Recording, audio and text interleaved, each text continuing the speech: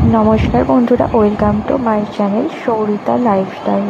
আর Sourita Riya blog আমার YouTube channel, এটা যারা সাবস্ক্রাইব করেননি তো তারা কিন্তু অবশ্যই করে নেবেন। আর আজকে অনেক দিন পর আপনাদের সঙ্গে একটা রান্নাবান্নার ভিডিও শেয়ার করতে চলে এলাম। তো রান্নাবান্না তো খুব একটা করা হয় না, খুব মাঝের মধ্যেই করা হয়। তো রান্না করতে আমার ভীষণই ভালো লাগে। তো যাই হোক, তো আজকে এই ভিডিওটা আপনাদের সঙ্গে শেয়ার করতে চলে এসেছি। তো ভালো লাগলে অবশ্যই লাইক কমেন্ট করতে ভুলবেন না। তো আজকে প্রথমে তো উচ্ছে আলু এগুলো আমি ভেজে নিলাম। নেওয়ার পর এখন আমি মটনটা এখানে আছে, তো মটনটা আমি ভালো করে সমস্ত কিছু মশলাগুলো আমি এখানে মিক্স করে নিচ্ছি। নিয়ে 10 মিনিট আমি রেখে দেবো। তো 10 মিনিট রেখে দেওয়ার পর আমি রান্নাটা স্টার্ট করবো।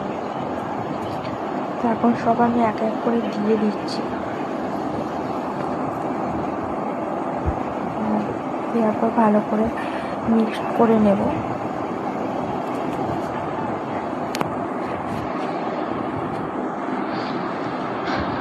তো তারপরে এখানে আমি আলুগুলো ভেজে নিচ্ছি।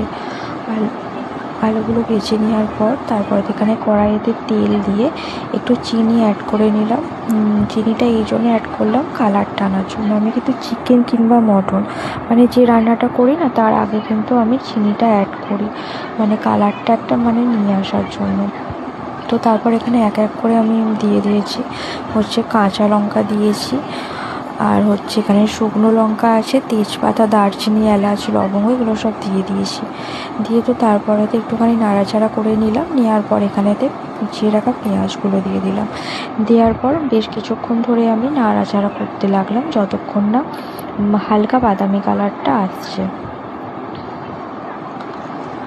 তো তারপরেতে কুচিয়ে রাখা টমেটো আর ধনেপাতা এগুলো আমি অ্যাড করে নিলাম। নিয়ে আরও কিছুক্ষণ ধরে নাড়াচাড়া করতে লাগলাম।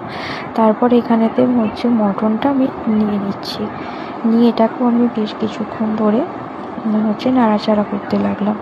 তারপরেতে একটুখানি ভালোভাবে নাড়াচাড়া হয়ে যাওয়ার পর 10 মিনিট হয়ে যাওয়ার পর এতে আমি একটুখানি মিট মশলা দিয়ে দিলাম। দিয়ে ওটাকে ভালো করে মিক্সড করে নিয়ে আমি একটু প্রেসারে দিয়ে দিচ্ছি সেদ্ধ করার জন্য। এই উপায়ে করে নিলে খুব তাড়াতাড়ি রান্নাটা হয়ে যায়, তো সেই জন্য এরকমভাবে করে নিচ্ছি আমি। তো তারপরে তো এই যে মোটামুটি রেডি হয়ে গেছে।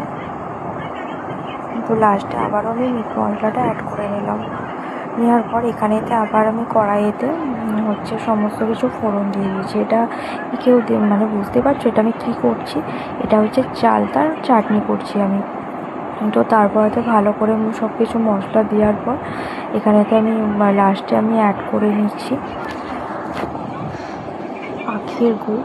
তো তারপর দেখো রেডি হয়ে গেছে। তো চালতার আচার খেতে কে কে ভালোবাসো কমেন্ট করে জানাবে। আর এই যখন মেয়েকে আমি চান করিয়ে নিয়েছি, চান করিয়ে নিয়ে ওকে এখন রেডি করে নিচ্ছি আমি। তো ভিডিওটা ভালো লাগলে অবশ্যই লাইক কমেন্ট করে দেবেন।